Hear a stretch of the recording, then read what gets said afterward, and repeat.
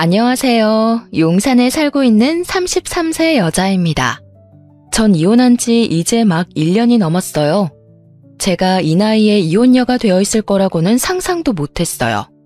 요즘 아무리 이혼이 흠이 아니라고 하지만 제가 이혼할 줄은 전혀 몰랐거든요. 이혼한 지 1년이 넘어간 지금도 여전히 남편과 시누이만 생각하면 이가 갈리는데요. 아직도 남편과 시누이만 생각하면 가슴이 답답하고 아파요. 그 정도로 전 결혼 생활 자체가 지옥이었는데요. 이런 결혼 생활일 줄 알았으면 애초에 이 남자를 만나지 말 걸, 그런 생각이 가끔 들어요. 하지만 사람 만난다는 게 다 알고 만나는 게 아니잖아요. 그래서 경험이라고 생각하기로 했어요. 결혼 생활로 인해 생긴 답답한 마음을 조금이나마 풀고 싶어 사연을 보내게 되었는데요. 조금 긴 저의 이야기를 들어주시면 감사하겠습니다. 저와 남편은 대학교 동갑내기 같은 대학교 커플이었어요. 20대 초반에 만나서 남편과 6년이나 연애했었네요. 군대까지 기다리며 남편과 전 정말 이쁜 연애를 했습니다. 아무래도 장기 연애라서 혼인신고만 안 했지 이미 부부다라고 말할 정도였어요. 연애를 했었을 당시에 남편에게 문제가 있을 거라고는 상상조차 하지 못했어요. 남편에게 누나만 3명이 있다고 들었는데 애교가 많고 가끔 잘 삐지는 거 보면 아, 막내 티가 나긴 하는구나 이런 느낌만 받았지 이게 저희 연애에 걸림돌이 된 적은 없었어요. 여자라면 누나가 많은 남자랑 결혼한다는 게 쉽지 않은 일이잖아요. 근데 저는 연애할 때 크게 신경 쓰지 않았어요. 시누이가 있는 주변 사람들 이야기를 들었을 때도 크게 와닿는 게 없기도 했고요. 그 당시에는 상상이 잘 안 가서 그런가 크게 걱정이 되진 않았어요. 하지만 왜 사람들이 누나 있는 남자를 그렇게 선호하지 않는지 알겠더라고요. 주변 친구들은 제 남편이랑 결혼하는 거 다시 생각해보라고 한 적이 있었는데요. 사실 남편이 저와 연애할 때는 좋았던 사람이었지만 친구들한테 이기적이고 철없는 사람으로 통했어요. 그 사실을 뒤늦게 알게 됐었고요. 지선아, 너 결혼하는 거 다시 생각하면 안 돼? 왜? 무슨 일 있어? 대학교 다닐 땐 아무래도 아는 사람들이 많다 보니까 다들 쉬쉬하는 분위기였는데 지금은 대학 졸업도 했고 눈치 볼 필요도 없으니까 솔직하게 말할게. 현식이 대학교 다닐 때 소문 좀 안 좋았다. 눈치 없고 철딱서니 하나도 없다고. 너도 알잖아. 현식이 과제 하나도 안 하고 항상 무임승차했던 거. 게다가 술 마시고 항상 선배한테 개기고 여자 후배들한테 찝쩍거리고. 에이, 설마 현식이 그런 사람 아니야. 너가 잘못 들은 거겠지. 조별 과제도 제대로 해오지 않고 고기를 먹을 때도 먼저 나서서 고기를 구워본 적도 없는 사람이에요. 한마디로 눈치가 없는 사람이었죠. 게다가 누나만 위로 3명이 있다고 하니까 왜 그런 호랑이 소굴로 시집을 가려고 하냐. 연애만 하고 절대 결혼하지 말라고 말하더군요. 그때 친구들 말을 들었어야 했나 봐요. 대학교 다닐 때 제가 괜히 상처받을까봐 다들 저한테 말을 하지 않은 거였다고 해요. 결혼한다고 하니까 지금이나마 다시 생각해보라고 말해준 거라고 하는데 그때 왜 친구들 말을 듣지 않았던 걸까요? 그때 남편한테 콩깍지가 제대로 씌었나 봅니다. 콩깍지가 제대로 씌었기도 했지만 사실 연애할 때 남편은 저에게 나쁘게 한 게 없기 때문에 친구들 말만 믿고 6년 연애를 그만할 순 없었어요. 그리고 누나가 많은 가정 환경도 다복하고 화목한 집안이겠다며 긍정적인 생각을 가졌어요. 연애 기간이 길었지만 가족을 마주한 적도 없었으니 남편 한 명만 보고 결혼을 결심한 거였죠. 그런데 예상치 못한 곳에서 문제가 터졌습니다. 동거를 단 일주일도 하지 않고 결혼식을 올린 게 문제였죠. 다들 여자가 시집도 가기 전 동거부터 한다면 쌍수를 들고 반대하잖아요. 전 이번 계기로 무조건 동거는 필수 과정이라고 느꼈습니다. 솔직히 결혼은 평생 한 사람과 같이 사는 거잖아요. 붙어있는 시간이 그만큼 길어지는데 생활 습관 같은 걸 꼭 확인하는 게 맞다고 생각했네요. 네, 저는 그걸 못해서 뼈저리게 후회했습니다. 남편의 생활 습관 자체가 저와 너무 맞지 않아서 스트레스를 많이 받았어요. 세상에 이렇게 무능한 남자가 다 있을까 싶을 정도로 남편 존재 자체가 미워졌었는데요. 여보, 이거 설거지 해놓으라고 몇 번을 말해. 내가 잠깐 마트 다녀온 사이에 분명 설거지 좀 하라고 했지. 그리고 이거 밥그릇에 물 안 담궈 놓으면 밥알 굳어서 안 씻긴다니까. 제발 밥 먹었으면 물 좀 부어 놓으라고. 아, 똑같은 말을 몇 번째 말하는지도 모르겠다. 설거지하고 싶은 사람이 해야지. 나 지금 게임 한 판만 하고 할게. 조금만 기다려봐. 이렇게 싱크대에 음식물 오래 두면 벌레 꼬여서 더 힘들어져. 지금 게임이 급한 게 아니야. 초파리 꼬이고 모기 생기고 난리부르스 되기 전에 빨리 설거지해. 남편은 본인이 해야 할 기본적인 집안일조차 하지 않아요. 본인이 먹은 과자 봉지나 그릇 등등 본인이 치우는 법이 없어요. 탁자에 먹은 껍질을 그대로 올려놓더라고요. 한두 번은 치워줬습니다. 세 번째부터 부글부글 끓더라고요. 마치 저에게 치우라는 듯이 올려놓는 꼴이란 저지르는 사람 따로 있고 치우는 사람 따로 있다는 말이 맞습니다. 옆에 분리수거 봉지가 있는데도 분리수거? 그런 거 안 합니다. 하라고 시켰더니 조금 있다가 본인이 내킬 때 하겠다고 하더라고요. 한마디로 치우기 귀찮다는 거죠. 신혼 초에는 라면조차 끓이는 법을 몰라서 저한테 하나하나 배웠습니다. 아무리 오냐오냐 자란 막내라고 해도 라면을 못 끓이다뇨. 게다가 설거지 요령도 없어서 싱크대가 물바다가 되거나 그릇만 수십 개는 깨졌습니다. 결혼할 때 산 비싼 집기는 이미 다 없어졌네요. 처음엔 남편이 다치지 않았을까 걱정이 많이 됐었는데 결혼 1, 2년 차가 넘어갈 때부턴 또 지랄이다 하라고 그냥 대수롭지 않게 넘겼어요. 그런 남편을 볼 때마다 답답함을 느꼈던 저는 남편에게 설거지를 시키는 것보단 내가 하는 게 낫겠다 싶어서 결국 모든 설거지는 제가 하게 됐습니다. 생각해보면 남편이 설거지를 하지 않기 위한 계획이었나 싶더라고요. 설거지 말고도 화장실 문제로 자주 싸우기도 했었는데요. 소변을 볼 때 남편의 소변이 사방팔방으로 다 튀다 보니 다음에 쓰는 제가 정말 불편하고 찝찝하더라고요. 내가 분명 말했지. 오줌 쌀 때마다 제발 이리저리 튀기지 말라고. 오줌이 튀면 닦기라도 하던가. 왜 이대로 냅두냐고. 하여튼 혼자 깔끔한 척은 다 하네. 여보, 그 결벽증 좀 고쳐. 우리 집에선 이런 걸로 문제될 게 전혀 없었어. 그리고 답답하면 여보가 좀 알아서 닦아놓으면 되잖아. 우리 엄마도 뭐라고 안 하는 걸 왜 너가 난리냐? 이제 한평생 나랑 살아야 하는데 언제까지 엄마 엄마 하면서 지낼 거니? 이제 내가 싫다고 하는 건 고치는 척이라도 해. 너 나이가 몇 살인데 애처럼 굴고 그래? 왜? 아니 고작 이런 일로 화를 내는 너가 예민한 거 아니야? 우리 20년 넘게 다르게 생활했던 사람이야. 어떻게 하나하나 다 마음에 들 수 있겠냐? 서로 안 맞으면 맞추는 노력이라도 해야 할 거 아니야. 근데 당신은 잘못된 건 고치려고도 안 하잖아.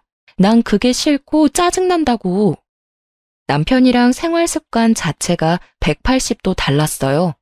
아무리 게으른 사람이라고 해도 그렇지 남편의 행동은 전부 무개념 그 자체였답니다.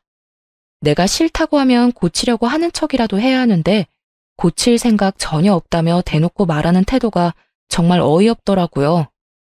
연애할 땐 정말 이런 사람인 줄은 전혀 몰랐어요. 연애할 당시 1박 2일 정도로 여행 몇 번 같이 간 적이 있는데 그때마다 부지런히 움직이던 사람이었기에 이렇게 게으른 사람일 거라는 전혀 생각 못했어요. 연애할 때와 결혼할 때 너무 다른 사람이라서 같은 사람이 맞나 싶더라니까요.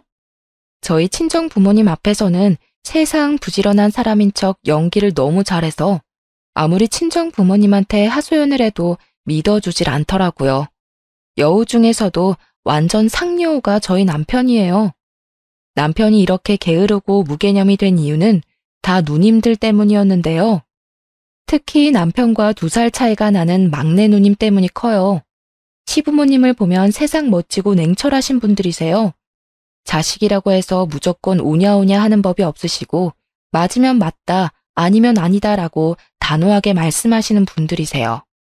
그래서 남편은 시부모님 앞에서 항상 아무 말 못하고 기가 죽을 정도인데요. 반면 남편 누님들은 그런 남편이 뭐만 하면 이쁘다, 귀엽다라며 엄청 이뻐해요.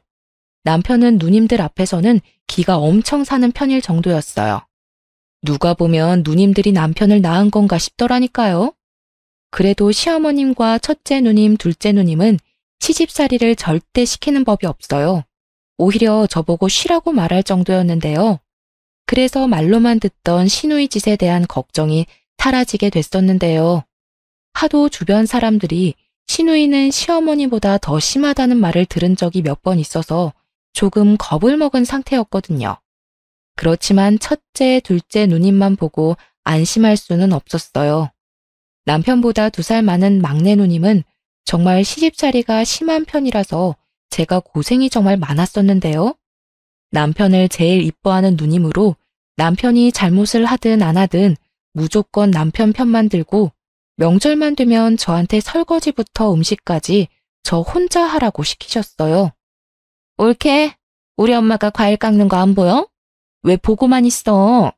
우리 엄마가 옳게 과일 먹이려고 태어난 사람 같아 보여? 엄마 가만히 있어. 이런 건 옳게한테 하라고 해. 조용히 좀 해. 아주 너가 온 세상 시누이 짓은 다 아는구나. 태아가, 얘가 하는 말 전혀 신경 쓰지 말고 편하게 쉬고 있어. 오늘 저녁 거의 너가 다 했잖니. 원래 이런 건 며느리가 하는 거라고. 엄마는 이제까지 우리 키우느라 고생 많이 했으니까 이제 며느리한테 다 맡겨. 집에서 꼼짝도 안 하는 년이 왜 애를 못 잡아먹어서 안달이야? 넌 지금도 여전히 이 엄마 고생시키고 있잖아. 내 며느리는 알아서 잘 해주고 있단다. 너 여기서 한마디만 더 하면 이 집에서 나가. 막내 누님이 시누이 짓을 할 때마다 다행히 시어머님이 옆에서 제 편을 들어주셔서 크게 힘든 적은 별로 없었어요. 하지만 시어머님이 없는 자리에선 막내 누님이 하는 행동들이 가관이었어요. 저희 부부집에 말도 없이 찾아올 때가 많았는데요. 그때마다 제 옷과 구두, 가방 등등 하나하나씩 탐을 내시더라고요. 옳게, 이 가방 엄청 비싼 가방인데 어디서 났어? 옳게 돈 많이 벌어? 아, 이 가방 친정 엄마한테 작년 생일 선물로 받았어요. 너무 이쁘죠? 너무 비싼 가방이라 저도 함부로 들고 다니지 못해요. 나 이거 주면 안 돼? 나 명품백 하나도 없는 거 알잖아. 나 이런 거 하나쯤 가져보고 싶은데. 아, 형님, 정말 죄송한데 이건 선물 받은 거라서 형님께 드리는 게 좀 그래요. 나중에 제가 돈 더 벌면 그때 하나 사드릴게요. 아니, 나 이거 가지고 싶다니까. 나한테 이거 주는 게 그렇게 아까워? 우리 이제 가족 된 사이인데. 나 다음 주에 친구 모임이 있는데 그때 들고 가고 싶어서. 형님, 다른 건 몰라도 이건 선물 받은 거라서 드리는 게 좀 그래요. 진짜 나중에 좋은 거 하나 사드릴게요. 친정엄마에게 400만 원짜리 명품 가방을 선물 받은 적이 있어요. 평소에 명품 가방에 관심이 크게 없는 편인데 친정엄마께서 나중에 살다 보면 비싼 가방 하나쯤 들고 갈 일이 있을 거라며 생일 선물로 사주셨어요. 근데 그걸 탐내고 가져가려고 하시더라고요. 끝까지 안 된다고 거절하니 거의 한 달 동안 삐져서 저랑 말도 안 섞더라고요. 시어머님이 뒤늦게 그런 일이 있었다는 걸 알게 되셨고 그때 막내 누님은 엄청 혼이 났다고 들었습니다. 막내 누님은 그때 시어머님의 등살에 못 이겨 마지못해 사과를 하시더라고요. 더 가관이던 일 한 가지가 있는데요. 막내 누님 남자친구와 관련이 있는 일이었어요. 누님은 그 당시 10살 연하 남자친구가 있었어요. 30살이 넘은 형님께서 20대 초반 남자친구를 만나고 있으니 엄청 놀랬는지 가족에게 철저히 비밀로 남자친구를 만났는데 우연히 길에서 마주치는 바람에 남자친구가 있다는 걸 모든 가족들이 알게 됐어요. 막내 누님이 이렇게 철저히 남자친구를 숨기려고 했던 이유는 백수이기 때문이었어요. 막내 누님은 30살이 넘어서까지 일을 제대로 해본 적이 없는 분이세요. 가끔 단기 알바만 해본 분이지 돈을 번 적이 없어서 핸드폰 요금까지 밀린 적이 있던 분입니다. 그런 상태에서 남자친구를 만난다고 하면 가족들이 노발대발할 게 분명하니까요. 더 가관인 부분은 바로 남자친구와 술집에서 만났다는 것입니다. 맥주 마시다가 만난 사이라고 하는데 알고 보니 남자 끼고 노는 노래방에서 만난 사이라고 하더라고요. 이 사실은 저만 알고 있었습니다. 그런 막내 누님은 남자친구에게 간이고 쓸개고 다 줄 것처럼 행동하고 있어요. 없는 돈 쪼개가면서 데이트 비용을 전부 내고 있으며 신용카드 할부로 남자친구 명품 선물을 해준다는 것입니다. 신용카드 한도 초과로 결국 신용불량자가 될 뻔했는데요. 형님, 제발 그 남자친구랑 헤어지세요. 이러다가 정말 큰일이라도 날 것 같다고요. 왜? 내 남자친구가 얼마나 좋은 사람인데 내가 그런 남자친구를 언제 만날 수 있겠어? 그리고 올케, 너가 뭘 안다고 내 남자친구에 대해서 그렇게 말을 해? 내 남자친구 제대로 본 적이나 있어?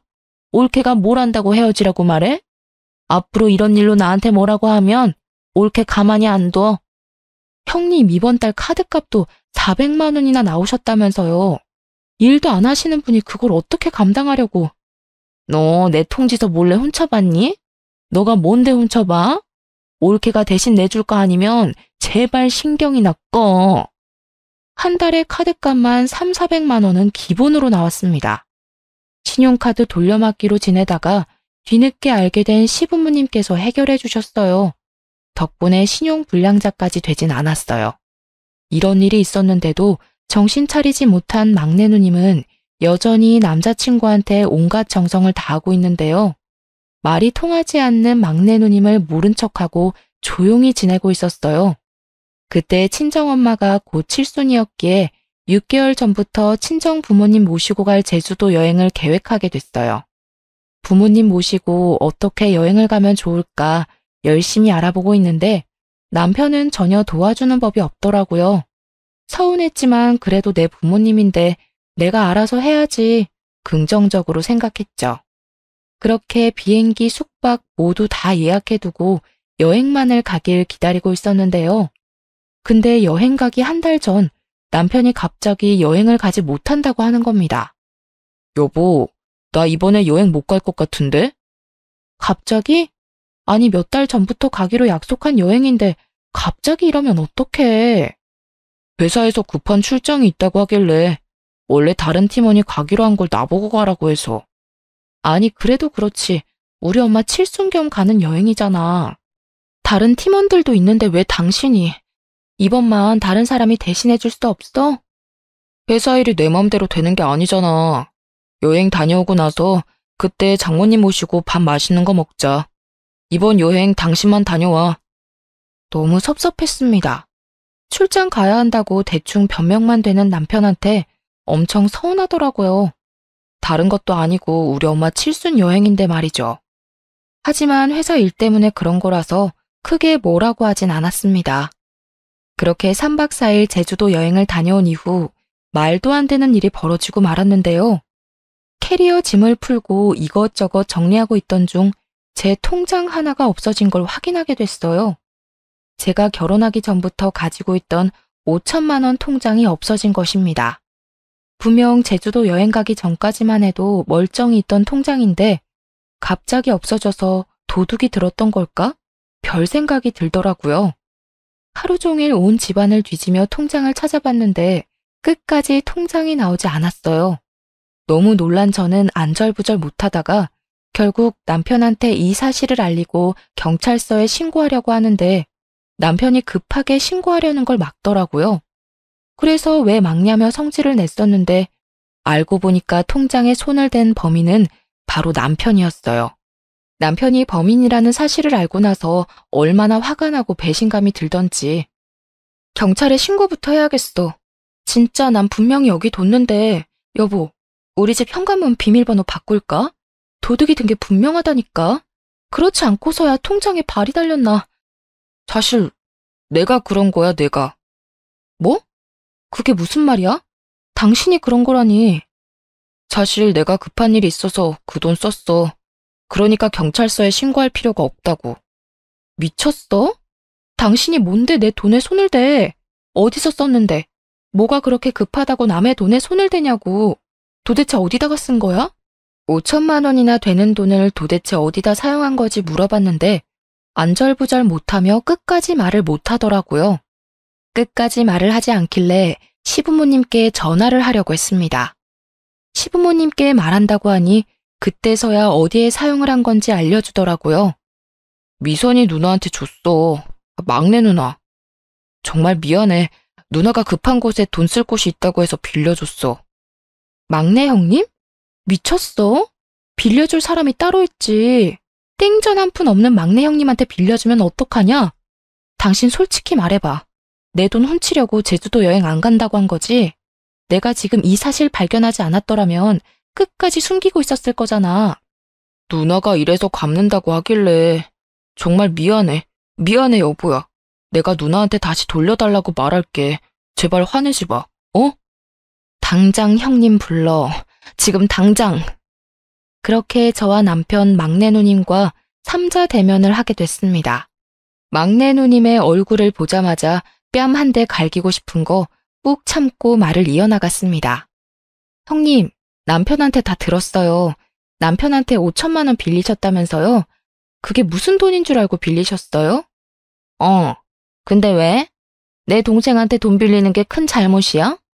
그 일 때문에 이 시간에 날 여기로 부른 거야? 전 이렇게 뻔뻔하고 가증스러운 사람 처음 봤습니다. 본인 동생한테 빌린 돈인데 왜 자기를 불렀냐며 뻔뻔하게 나오는 막내 누님 때문에 진짜 화가 치밀어 오르더군요. 가운데 앉아있는 남편은 눈치만 보며 기죽은 강아지처럼 앉아 있었습니다. 내가 이런 남자랑 6년을 연애하고 결혼을 했다는 게 정말 한심하더라고요. 과거로 돌아가서 이 결혼을 막고 싶은 심정이었어요. 그 돈은 제 돈이에요. 알고는 있으셨어요? 그 5천만 원이 올케 돈이라고? 5천만 원의 출처가 저라는 말에 당황한 막내 누님은 애써 당황하지 않은 척 포커페이스를 유지했었습니다. 형님, 그 5천만 원 당장 돌려주세요. 그 돈 빌려간 지 얼마 안 됐으니까 다 쓰진 않으셨을 거잖아요. 일단 일부라도 좋으니까 제 돈 돌려주세요. 저 형님한테 그 돈 빌려줄 생각 눈꼽만큼도 없어요. 당장 돌려주세요. 돌려주고 싶어도 못 줘. 그 돈 이미 다 쓰고 없는 상태야. 아쉽게 됐네. 나중에 천천히 갚을게. 앙칼진 목소리로 돈이 없다고 말씀하셨어요. 당장 돌려줄 돈이 없다며 배째라는 듯이 나오는 막내 누님 때문에 혈압이 오르다 못해 쓰러질 것 같았습니다. 갚을 능력이 없으면 빌리지도 말아야 하는 게 맞지 않습니까? 그럼 언제 갚으실 건데요? 형님 갚으실 능력은 되세요? 일도 한 번도 해본 적 없으신 분이 무슨 배짱으로 그 큰 돈을 빌리신 거예요? 이왕 말 나온 거 솔직하게 다 말할게요. 형님 이번 일 말고도 저희 부부 신혼 초일 때 남편한테 3천만 원 빌리신 적 있으시죠? 그게 벌써 2, 3년 전이에요. 근데 그거 아직도 못 갚고 계시죠? 지금 빌려간 돈도 제대로 못 갚고 계신데 이번 돈은 무슨 생각으로 빌리신 거예요? 빌린 이유나 들어봅시다. 절대 말 못해. 급한 일이 있어서 쓴 거야. 아이씨, 갚으면 되잖아, 갚으면. 형님, 이번 일 제대로 말씀 안 하시면 저 가만히 안 있을 거예요. 지난번에 카드값 때문에 시어머님, 시아버님한테 된통 혼나셨죠? 이번 일까지 아시게 되면 형님 큰일 나요. 그러니까 제가 이거 다 시부모님께 말씀드리기 전에 저한테 솔직하게 말하세요. 남자친구 때문이야, 남자친구 때문. 남자친구가 급하게 쓸 돈이 있다고 해서 빌려달라고 하더라고. 근데 올케도 알다시피 내가 그 큰 돈이 어딨어? 그래서 현식이 얘한테 빌렸던 거였는데 그 돈이 올케 돈인 줄은 전혀 몰랐어. 미안해. 내가 늦더라도 꼭 갚을게. 형님, 제가 그 남자랑 분명 헤어지라고 했죠. 예전에 이 사람한테 빌려갔던 돈도 남자한테 뺏겼다면서요. 근데 이번에도 정신 못 차리고 남자한테 또 뺏긴 거예요. 그 돈 절대 못 돌려받아요. 아니야. 다음 달 안으로 꼭 갚는다고 했어. 이번에 내 말 한 번만 믿어줘. 내가 그 돈 돌려받는 대로 올케한테 바로 갚을게. 형님, 됐고요. 저 이번 달 안으로 꼭 받아야 되겠어요. 그리고 당신, 나랑 이혼할 준비나 해. 나 도저히 당신이란 사람이랑 못 살겠어. 뭐? 이혼이라니? 여보, 이런 일로 이혼은 아니지. 제발 한 번만 봐줘라. 내가 진짜 이런 일 없도록 할게. 꼭 이번 일 때문에 이혼하려는 거 아니야. 솔직히 나 당신이랑 결혼하고 나서 많이 힘들었어. 당신 때문에 얼마나 힘들었는 줄은 알아? 이제까지 얼마나 오냐오냐 하면서 자랐길래 할 줄 아는 집안일이 없어? 내가 당신 식모도 아니고 내가 모든 일 도맡아서 하고 게다가 당신이 나한테 했던 행동, 태도, 말투 정말 미치도록 열받았어.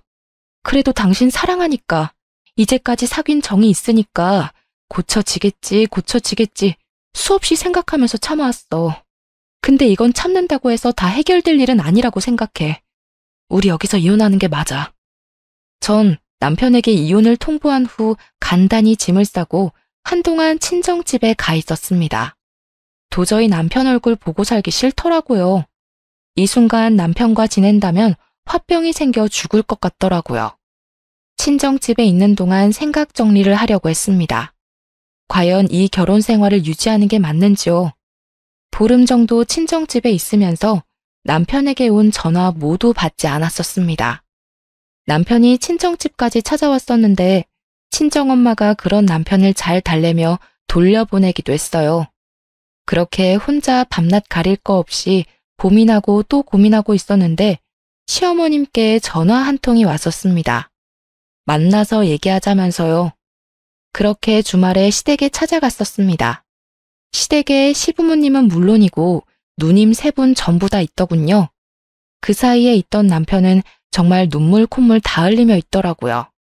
저를 보자마자 남편이 다가와 대성통곡을 하더군요.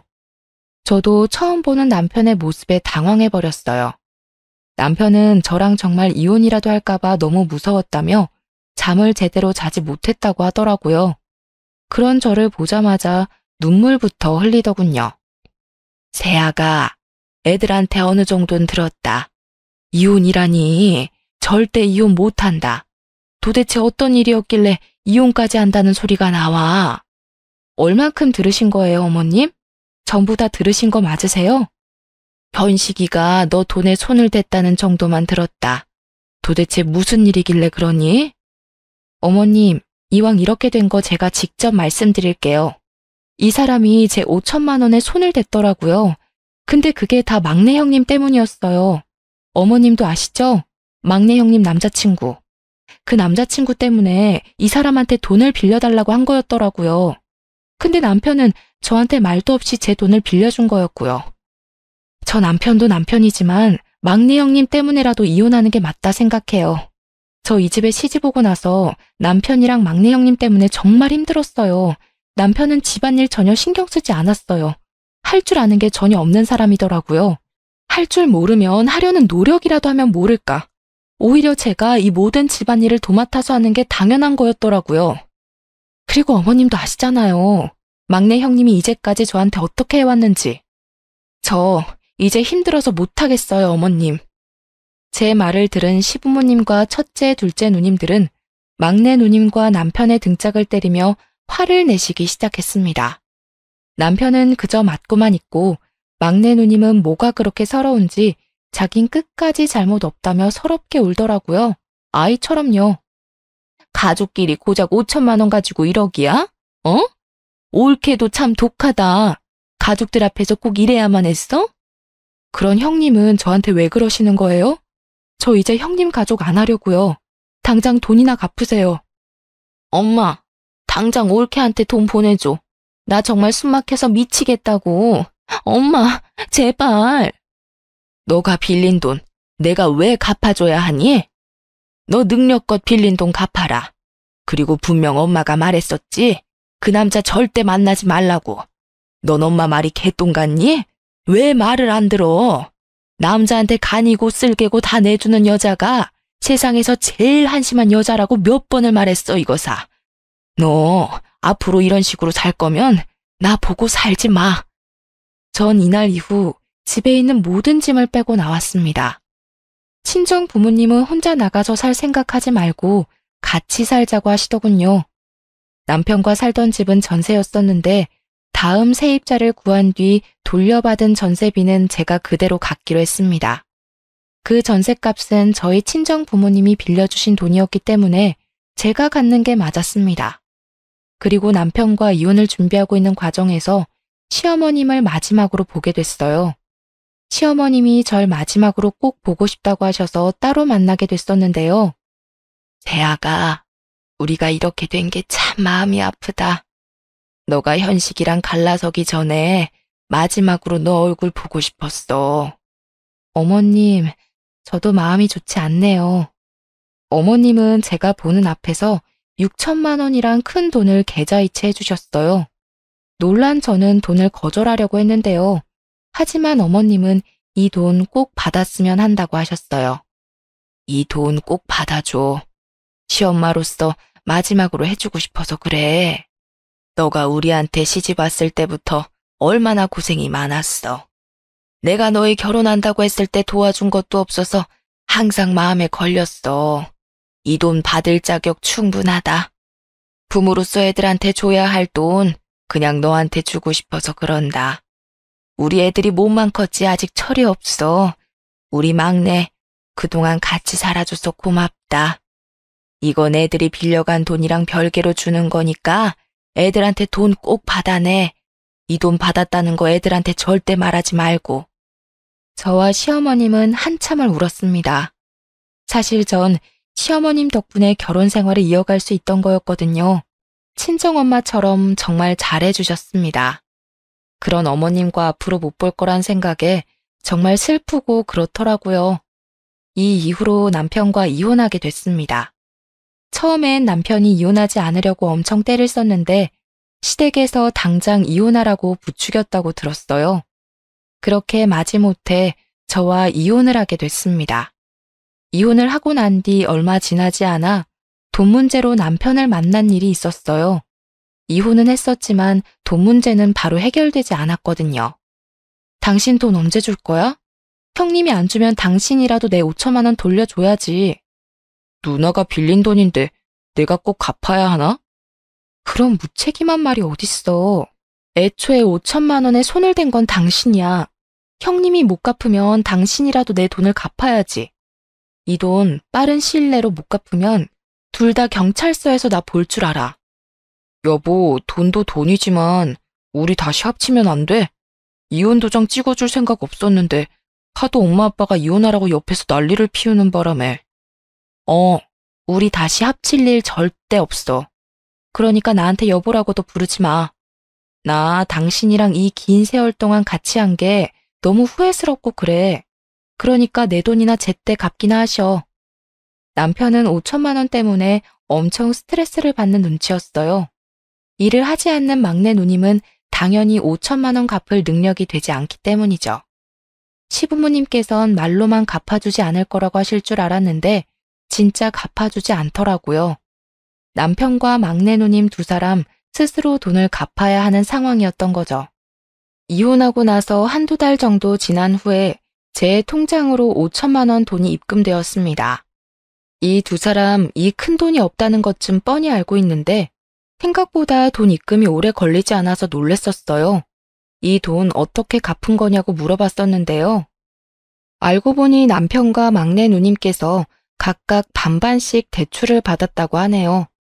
남편은 직장을 다니고 있는 사람이라서 제1금융권 은행에서 대출받는 게 가능했는데 무직인 막내 누님은 대출받는 게 한정적이라서 결국 제1금융권이 아닌 대부업체에서 대출을 받았다고 합니다. 대부업체는 다른 대출에 비해 금리가 높은 편이잖아요. 매달 원금과 이자를 갚는 게 너무 힘들었는지 울고 불고 난리가 아니라고 합니다. 언제 한 번은 도저히 못 참겠었는지 저한테 술 먹고 울면서 전화하더라고요. 올케, 나 올케 때문에 망했어. 한 달에 대출금이 왜 이렇게 많이 나가는 거야? 나 이거 갚을 능력도 안 되는데 올케 때문에 무리해서 대출까지 받았다고. 올케, 제발 사람 하나 살린다고 생각하고 나 좀 도와줘. 응? 형님, 이 새벽에 이게 무슨 추태예요. 대출금 갚는 게 힘든 건 형님 사정이죠. 제가 왜 형님 사정을 봐줘야 하는 거예요? 전 그이랑 결혼 생활 자체가 정말 힘들고 지옥이었어요. 이 모든 일은 형님이 만든 거니까 감당하세요. 그리고 술 마셨으면 집에 곱게 들어가세요. 남자친구한테도 차이고 올케한테도 지금 차이고 미치겠다, 정말. 술 먹고 새벽에 전화해서 쓸데없는 꼬장을 부리더라고요. 형님 술주정으로 알게 된 사실이었는데 형님 남자친구한테 뻥 차였다고 합니다. 대출금 갚는 것도 힘든데 그 사이에 남자친구한테까지 차여버려 더 힘들게 됐다고 하네요. 그래서 저한테 새벽에 술 먹고 전화했다고 합니다. 형님은 지금 그 남자한테 5천만 원은 물론이고 그 남자한테 명품 선물을 몇 번 더 하는 바람에 카드 할부값만 몇백만 원이라고 합니다. 시부모님이 갚아준 게 엊그제 같은데 그 사이에 결국 빚을 더 만들게 된 거였어요. 그래서 카드 할부값부터 형님이 개인적으로 쓴 카드값까지 모두 갚으려고 하니까 버거운 게 당연하죠. 게다가 남자에게 준 현금이나 선물들은 모두 돌려받지 못했다고 하니 후회가 물밀듯 밀려오겠죠. 현재 막내 누님은 주 야간 공장에서 일을 하고 계신다고 합니다. 회사 경력이 전혀 없고 게다가 대학교까지 나오지 않은 분이라서 마땅한 회사에 취직하지 못한다고 들었어요. 그래서 아웃소싱을 통해서 급하게 취업을 했다고 합니다. 한 번도 일을 해본 적이 없으니 회사에서 많이 혼나는 모양이더라고요. 게다가 몇 번 사고를 친 적이 있어서 회사에서 크게 손해볼 뻔한 사고도 있었다네요. 이 이야기를 들었는데 얼마나 고소하던지. 남자한테 돈은 다 뺏기고 게다가 밤낮 가리지 않고 고생하고 있다는 사실이 정말 시원했습니다. 막내 누님한테 전화가 온 뒤로 남편에게도 몇 번 전화가 온 적이 있었는데요. 남편이 회사에서 징계를 먹었기 때문이었어요. 남편이 울면서 전화를 하길래 무슨 일인가 했는데 회사에 안 좋은 소문이 났다고 하더라고요.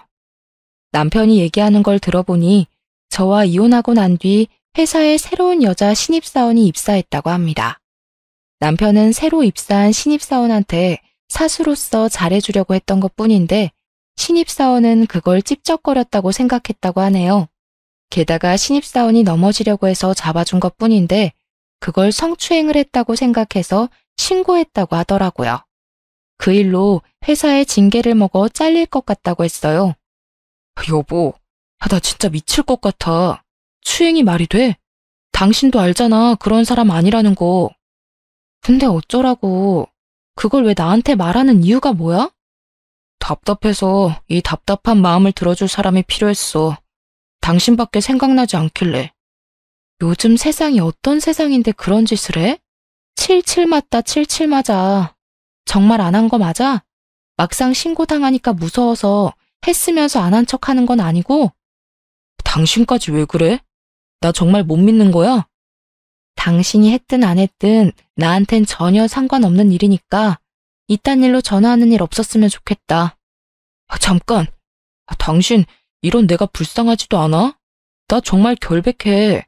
회사에 그런 일 절대 할 사람 아니야. 나 요즘 당신이랑 이혼한 거 엄청 후회해. 여전히 나랑 다시 합칠 생각 없는 거야? 이런 일이 있는 와중에도 나한테 재결합하자는 소리가 나오니? 나 당신이랑 다시 합칠 생각 죽어도 없어. 이제 당신 전화 받아줄 일 절대 없을 거야. 그러니까 앞으로 전화할 생각하지 마. 문득 그 생각이 들더라고요. 결혼 전 친구가 남편에 대해 얘기해 준 거요. 술만 마시면 여자 후배들한테 찝쩍거렸다고 하는데 그게 정말 사실이었다는 걸 이번 일로 알게 됐네요. 대학교 다닐 때 있던 버릇이 지금까지도 이어질 줄은 몰랐네요. 남편은 이 사건 이후로 지방에 있는 회사 작은 계열사로 발령받았다고 합니다. 게다가 감봉 처분까지 받았다고 하는데요. 신입사원 한 명 잘못 건드렸다가 크게 혼쭐 난 셈이죠. 더 웃겼던 건 남편과 막내 누님 모두 시부모님 유산을 못 받는다고 합니다. 시아버님은 땅이 몇 개 있으신 걸로 알고 있어요. 나름 땅 부자로 소문난 분이신데 원래 남편한테 50% 정도 물려주시고 남은 50%를 누님 세 분께 물려주신다고 했어요. 근데 남편과 막내 누님이 이번에 제대로 사고를 친 바람에 시아버님께서 그런 두 사람에게 제대로 실망하고 정이 뚝 떨어졌다고 합니다. 유산을 물려주지 않겠다고 선언하셨다고 해요. 남편과 막내 누님은 이런 일로 유산까지 못 주겠다는 게 말이 되는 거냐면서 엄청 화를 냈다고 합니다. 첫째, 둘째 누님들만 좋은 일이 된 거죠. 특히 돈 욕심이 많기로 알려진 막내 누님께서 크게 대들었던 모양이더라고요. 유산 문제 때문에 속상한 나머지 기절까지 한번 한 적이 있다고 들었네요. 아무리 자식이 사고를 치고 다닌다고 해도 부모는 자식을 버리지 못한다고 하잖아요. 우리 시부모님은 다른 부모와는 달랐습니다. 막내 누님은 시부모님 댁에서 쫓겨났다고 합니다. 그 이후로 시부모님은 막내 누님께 연락을 하지 않는 상태라고 들었어요. 남편은 지방에서 발령나게 되면서 회사 기숙사에서 힘들게 지내고 있다고 해요. 두 사람이 아무리 힘들고 죽겠다 말해도 시부모님께서 절대 지원을 해주고 있지 않는다고 해요. 게다가 막내 누님께서도 공장에서 제공해주고 있는 기숙사에서 지내고 있다고 들었고요. 남편과 막내 누님 소식을 듣고 나서 속이 다 시원했습니다. 남편과 저 사이에 아이가 없었던 게 천만 다행이라고 생각했어요. 아이 때문에 이혼하지 못하고 있는 부부가 절반 이상이라고 하는데 그런 저에게 아이가 없다는 게 얼마나 다행인지 몰라요. 이렇게 철없는 남자랑 계속 살고 애까지 낳았으면 얼마나 더 힘들었을지 상상도 하기 싫네요. 친구들도 그러니까 본인 말 좀 듣지 왜 말 안 듣고 결혼했다가 이런 일을 겪냐고 절 엄청 혼냈었습니다. 저 이번 계기로 뼈저리게 후회하고 있어요. 결혼이라는 제도는 사랑 하나만으로 결정해서는 안 되는 거라고 이번에 제대로 알게 됐어요. 전 이혼하고 나서 여전히 친정 부모님과 함께 지내고 있습니다. 사실 이혼하고 친정 부모님 얼굴 보는 게 정말 힘들었지만 친정 부모님께선 그런 시댁이랑 같이 사는 게 더 쪽팔린 거라고 잘했다고 말씀하셨어요. 전 현재 남편과 막내 누님한테 돌려받은 5천만 원과 시어머님께서 주신 6천만 원을 합쳐서 전 작은 동네 카페를 오픈해서 운영 중인데요. 처음엔 이 돈으로 뭐 할까 고민이 많았어요. 그렇게 긴 고민 끝에 카페 창업을 하기로 결심하게 됐는데요. 오래전부터 제 이름으로 된 가게 하나를 운영하고 싶었거든요. 장사가 어느 정도 잘 되는 편이라서 돈 걱정 없이 잘 살고 있는 중이에요. 남편과 계속 살았으면 절대 할 수 없었는데 이혼하고 나서 이렇게 행복하고 잘 살 수 있다는 게 정말 꿈만 같고 그렇네요. 가끔 좋은 남자가 있는 것 같으면 소개팅하고 가끔 썸도 타고 그러기도 하지만 연애까지 이어지지는 않더라고요. 제가 아직 연애를 할 마음이 없어서 그런지 괜찮은 남자가 고백을 하면 거절하게 되는데요. 아직 이혼에 대한 아픔이 다 사라지진 않았나 봐요.